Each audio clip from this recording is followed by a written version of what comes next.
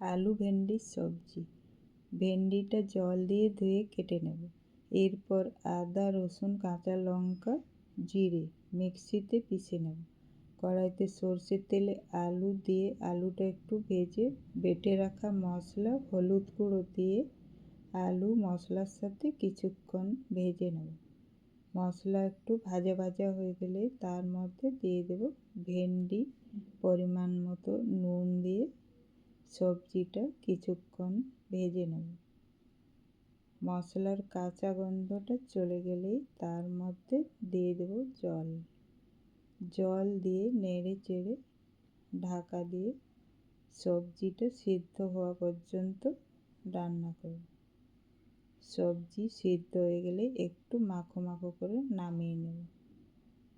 Ready হয়ে গেল আজকের রেসিপি আলু ভেন্ডি সবজি।